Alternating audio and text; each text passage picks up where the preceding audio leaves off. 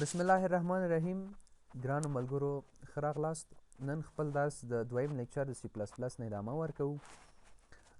موږ او تاسو په تیر درس کې ویل چې هیسټري اف سی پلس پلس څه شی او یا فیچرز اف سی پلس پلس.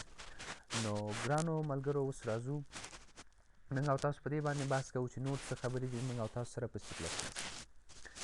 بله موضوع ګرانو ملګرو دلته موږ او تاسو سره الګورتمز سی پلس پلس.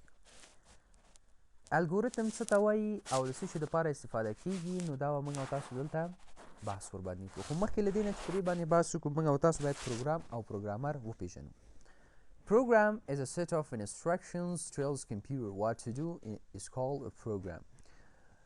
پروګرام عبارت دی له هدایاتو د مجموعې څخه چې کمپیوټر ته وایي چې څه کار وکړي. اما دا په یاد ولرئ سافټویر او پروګرام فرق دی. سافټویر د مختلفو پروګرامونو مجموعې ته بیا موږ او تاسو سافټویر وایو او پروګرام چې دی دا د سافټویر یوه برخه ده. نو کله چې مجموعه د پروګرامونو شي بیا د هغې نه څه جوړیږي؟ سافټویر. پروګرامر A person who writes code or develops a program is called programmer.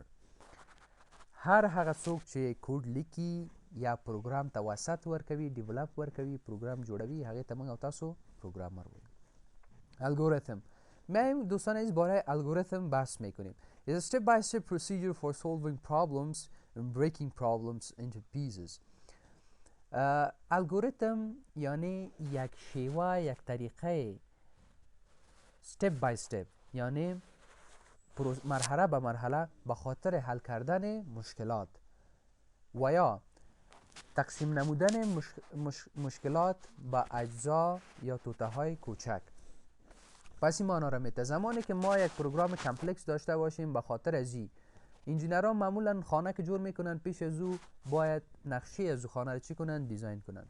همچنان در وقتی که ما یک پروگرام دیولپ میکنیم یا سافتویر دیولپ میکنیم باید به خاطر از او الگوریتم های بیشتر بسازیم تا که مشکلات خود چی کنیم؟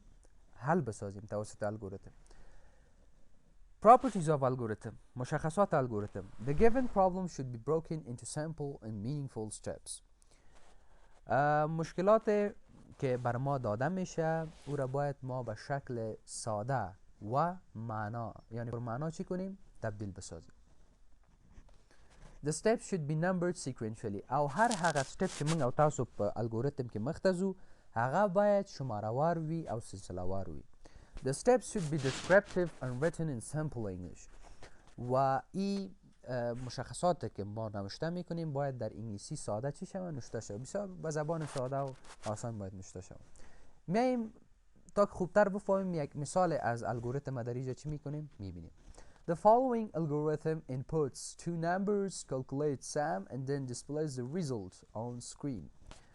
میگه الگوریتم پایینی دو نمبره محاسبه میکنه و بعد از او نتیجه را بر روی صفحه نشان میده. لکه څنګه دو نمبره سره محاسبه کوي او وروسته د هغې نه موږ او تاسو نتیجه په صفحه باندې ښیي. ګورئ هر برخه موږ او تاسو سیکوینشلی نمبرډ ده، یعنی دا شمیرې لري او سلسله وار. ګورئ 1 2 3 4 5 6 او ډېر په ساده او راحت انګلیسي باندې لیکل شوي. سټارټ پروګرام شروع شو. انپوټ A انپوټ A واخیستل شو د یوزر نه، یو شمیره واخیستل شوه. انپوټ B بله شمیره واخیستل شوه. ټوټل مساوي کیږي A پلس B، مجموعه مساوي کیږي A جمع له B سره او